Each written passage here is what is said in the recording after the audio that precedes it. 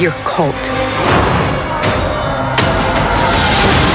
fractured our people. Where were you then?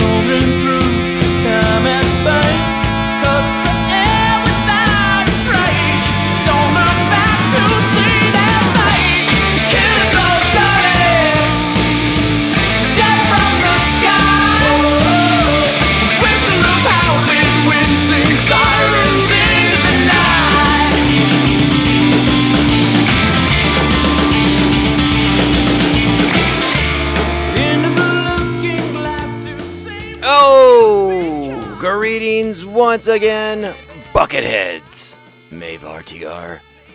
Welcome to the special bonus Bantha Tracks episode of the podcast. We're going to be talking about the Lucasfilm topics that came up at the recent D23. I'm sure we've all seen the trailers, the footage, the whatever they put out, the promotional materials, if you will, for the upcoming slate of Star Wars.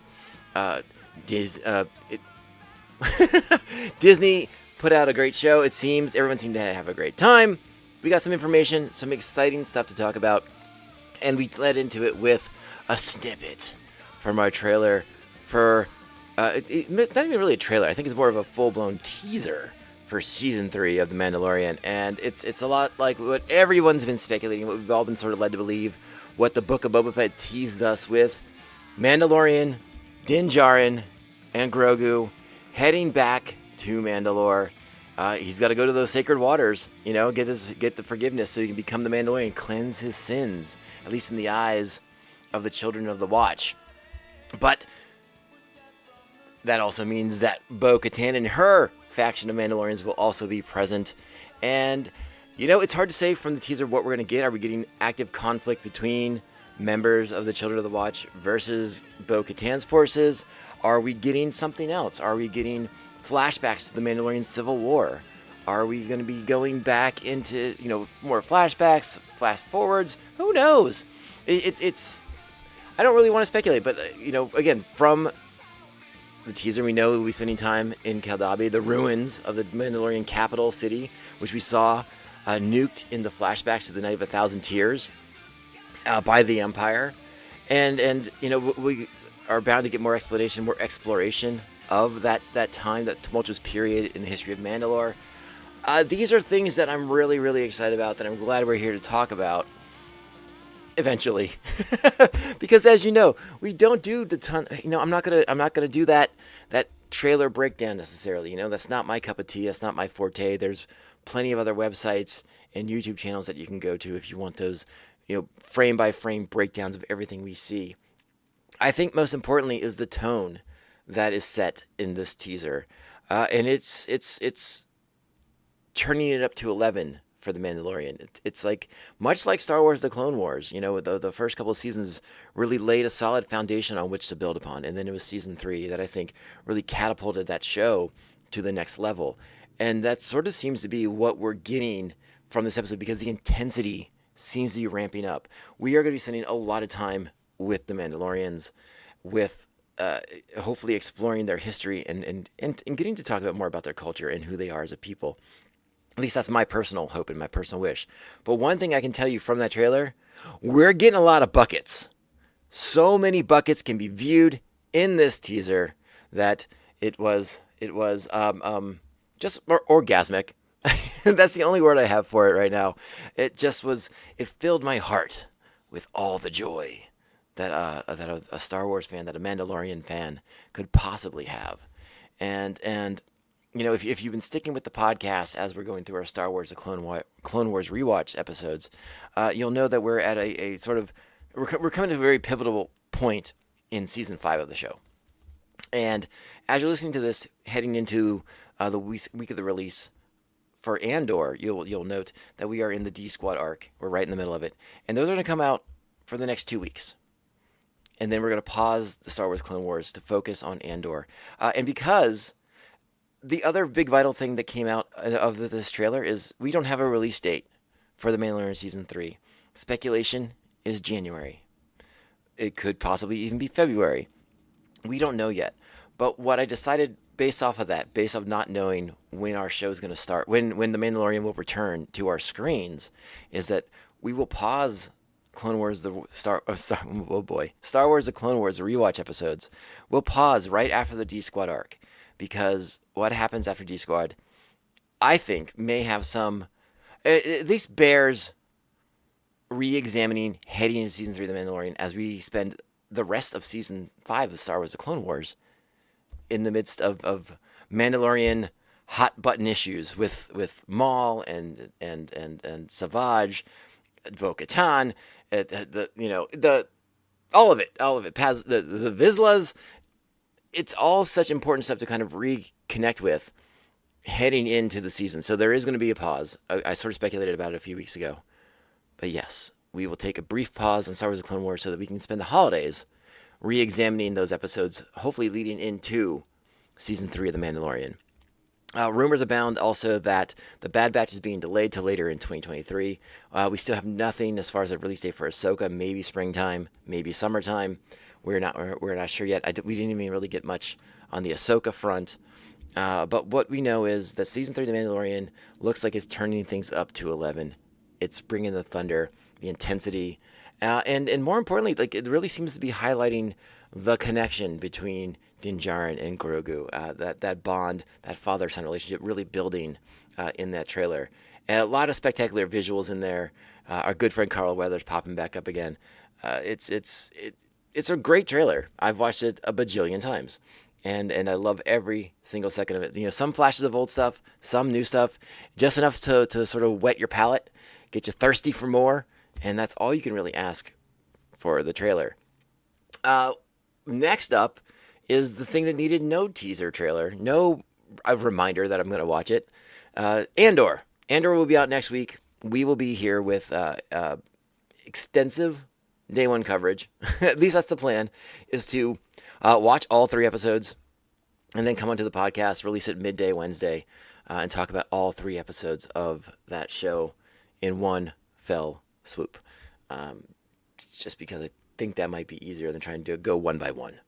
You know, try to do 3 episodes of a show, of a podcast for the 3 episodes of the show that come out the same day. It's just been easier to talk about it all at once, because I suspect that the narrative is going to be very tightly wound. So let's just do it all in one big mega show. And that's what's happening there. It was interesting that they put out another, a little sneak of footage and a little bit of another teaser to lead into that 2-week window before the release. But what's also interesting, I suspect it was probably released and played at D23, but you can go into your Disney Plus app and watch like a little 9-minute special presentation on Andor with Tony Gilroy, with Diego Luna, talking about the story, talking about the characters, why they felt the story was so important to tell. And you get a mix of, you get like a little scene, and then you get like that little teaser that they tacked on for D23. What I really liked about the conversation that Tony Gilroy and Diego Luna have is, a lot of times when you watch the sort of presentations with the cast and the crew and these sort of things, like, they are sort of very reserved. The director is very calm and playing things straight to the, straight down the line, down the middle, no emotion, just talking about the thing in a very sort of blasé sort of way. I really liked that Tony Gilroy and Diego Luna were kind of fired up. They were pretty passionate about this project, about this show. And what they were saying sort of matches with what I've been feeling when I watch the trailers, when I've watched the footage that they have released thus far, that this show's going to be intense. It's going to have a great scope. It's going to be pretty freaking epic for a Disney Plus series. And it's going to be, kind of sort of that more mature, I use that word cautiously, Star Wars show that I've kind of been waiting for. That, it explores those dark nooks and crannies in the Star Wars galaxy. And I'm really excited by that possibility and getting to go into the shadows of Star Wars and spend some time in the underbelly, if you will. And at the same time, as you're exploring those shadows, exploring those gray areas, we get to see an empire at the height of its power. We get to see the beginning of rebellion across the galaxy as people have the boot of tyranny pressed upon their necks, and sort of like the natural resistance to that, and how that sort of sparks the rebellion that forms that we know from the films. And we've talked about it before. The trailers have shown us, interviews have told us, Mon Mothma, a big part of this series as well. So it's going to be a really fun series. I didn't necessarily need to be reminded that I was going to watch the show. I'm in for a penny and for a pound. There's Star Wars that I love, Star Wars that's not for me, but I still watch it and I still enjoy it. But this is going to be one that I think falls in the love category, at least based off of what I've seen so far. And I'm very, very optimistic. Like I said, we'll be here next Wednesday talking about those 3 episodes that drop on the 21st. So don't forget, as if you could, Andor will be here soon. The more disappointing aspect of the D23 stuff from the Lucasfilm side of the board was no Indiana Jones trailer. At least nothing for the public. They did like a sizzle reel. They released a sizzle reel to get the fans all hyped up. Harrison Ford was there doing his thing, talking about like how this is probably it's made it sound like this is pretty much the last go around for him as Indy. If they're going to recast the character, if they're going to carry it on in a different fashion. There seems to be a lot of mixed rumors about that. We'll have to wait and see. Maybe when the trailer does finally come out, we'll get some indication. What I would like to say is that all these websites that dedicated their time to trying to describe the sizzle reel to me via article, I don't care. Take it easy, John Grisham.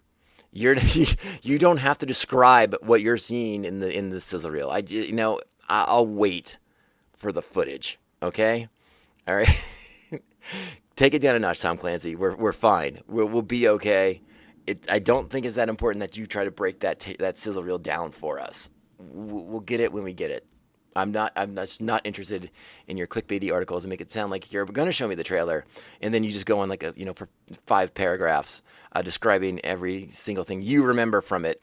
But it's all based on your memory because guess what? You don't get to see it more than once. Or maybe they should have did it twice in the presentation. But you're going off memory.